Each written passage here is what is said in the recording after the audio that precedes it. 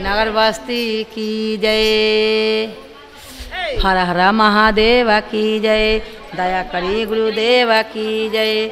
मैया पार्वती की जय। हर हरियर हरियर सुगावा के लाली लाली ठोरावा बोलिया बोल रे सुगावा।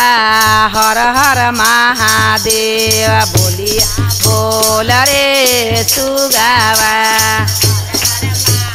हरियर हरियर सुगावा के लाली लाली ठोरावा बोलिया बोल रे सुगावा।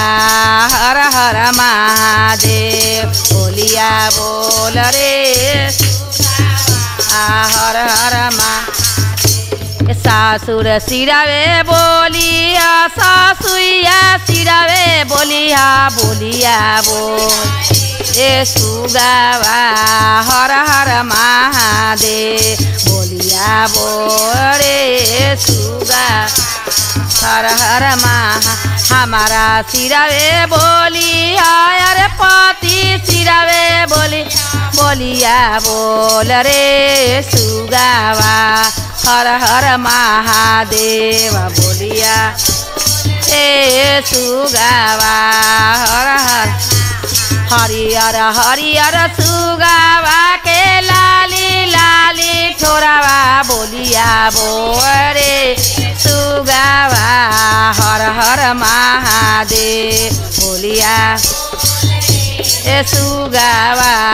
हर हर महादेवर सिरावे बोलिया देवरनिया सिरावे बोलिया बोलिया अरे सुगावा। हर हर महादेव बोलिया आए सुगावा। ए बेटावा सिरावे बोलिया पतोहिया सिरावे बोलिया बोलिया बोल ए सुगावा। देव बोलिया बोलिया रे सुगावा। लाली लाली सु हरियर हरियर सुगावा के लाली लाली ठोरावा बोलिया रे सुगावा। हर हर महादेव बोलिया अरे सुगावा। ए पोतावा सिरावे बोलिया अरे पतिया सिरावे बोलिया बोलिया बोल ए सुगावा। देव बोलिया बोलिया रे सुगावा। हाँ देव बोलिया बोलिया रे सुगा। ए दामादा सिरावे बोलिया अरे बेटिया सिरावे बोलिया बोलिया बोरे गावा। हर हर माँ देव बोलिया बोलिया रे सुगावा। हरियर हरियर सुगावा के लाली लाली ठोरावा बोलिया बोलिया रे हर हर महादेव बोलिया बोलिया रे गावा।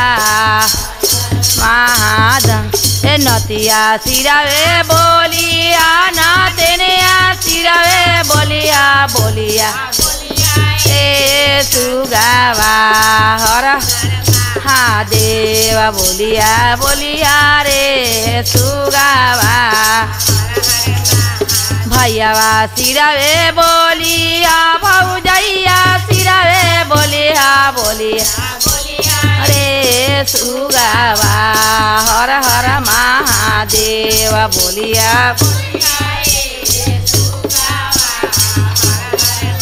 भतीजावा सिरावे बोलिया भतीजिया सिरावे बोलिया बोलिया बोलिया रे गावा।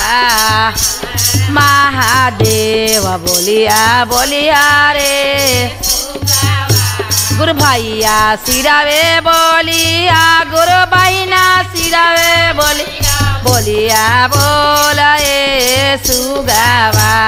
हर हर महादेव बोलिया बो ए सुगावा गाँवों में बोलिया नगरियों में बोलिया बोलिया सुगावा हर हर महादेव बोलिया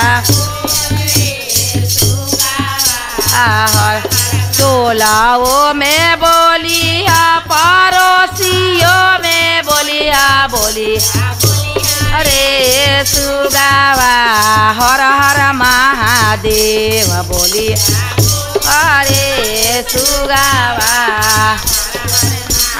देशाओं में बोलिया विदेशाओं में बोलिया बोल रे सुगावा महादेव बोलिया बोल रे सुगावा चरचो में बोलिया कलशाओं पर बोलिया बोलिया बोल सुगावा हर हर महादेव बोलिया बोल रे सुगावा पहिला में दाया मंगवा दूसरे में चरचा बोलिया बोल रे सुगावा नमः शिवाय परना बोलिया बोल रे सुगावा नमः शिवाय पर हर हर महादेव की।